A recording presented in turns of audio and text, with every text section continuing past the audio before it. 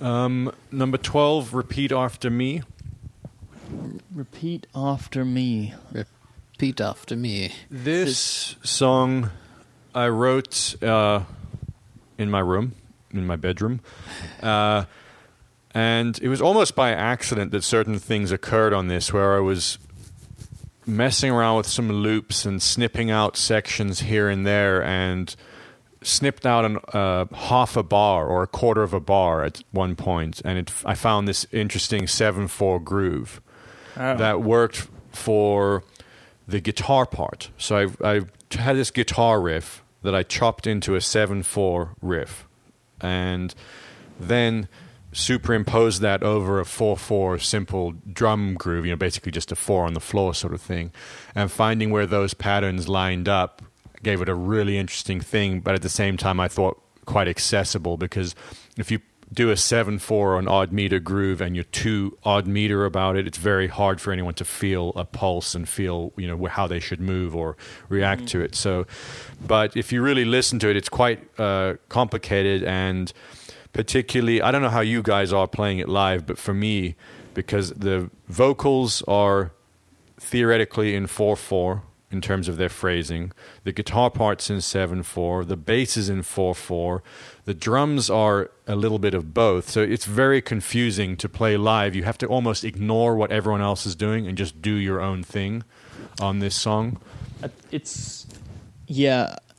Well, if it was purely rhythmic, if it wasn't associated with melody, what I was playing, I'd have to think about it more. But because you add the melody, it kind of dictates for you a bit. It makes it easier.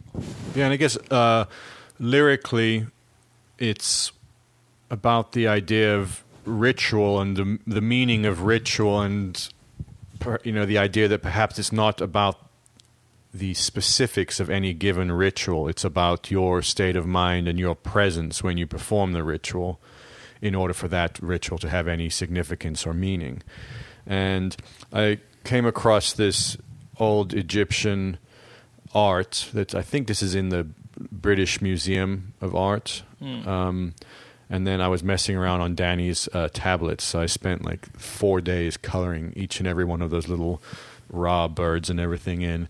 And obviously the Egyptians had these types of rituals that were, hundreds, thousands of years old and repeated. There was repetitious rituals that I thought kind of put a great visual to the message of the song. Well, I think the lyric addresses so many.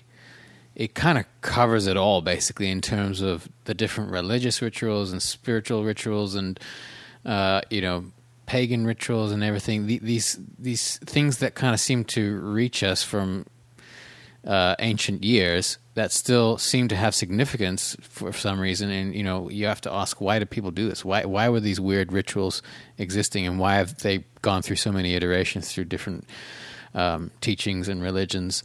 And I think the most important line is, if I could breathe, that this intention that you can put behind your breath, in a way is an answer to a lot of this weird stuff, is that if you could just simply pay attention to your breath in the correct way, that it would give you an elevated experience that maybe some of these rituals are attempting to achieve.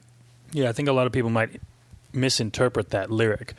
I think they might think it says, if I could breathe, as in if I could just breathe, like you're having trouble breathing. Yeah. And that, because the verse lyrics are in this very monotonous melody, they're a little bit hard to latch onto, and then all of a sudden the chorus is very easy to hear. If I could breathe, I'd be free. And I think a lot of people misinterpret that like, oh, I'm suffocating, or I can't breathe. And it's actually about the intentional aspect of breathing, to put real intention or consciousness into the breath, and that would free you from whatever habit you might be in which rituals can be. They can either be consciously done or intentionally done, or they can be just reinforcing habit. And that is the opposite of what the chorus, I feel like, is trying to. Yeah, I mean, the bridge describe. opens with saying it's so hard to do what I've intended, and I think the chorus obviously is the answer to that. That this is the problem, is it's purely a question of intention.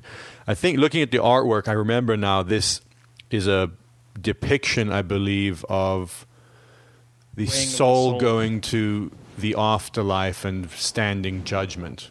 Mm-hmm. So it's pretty dark. Pretty dark dudes, those Egyptians.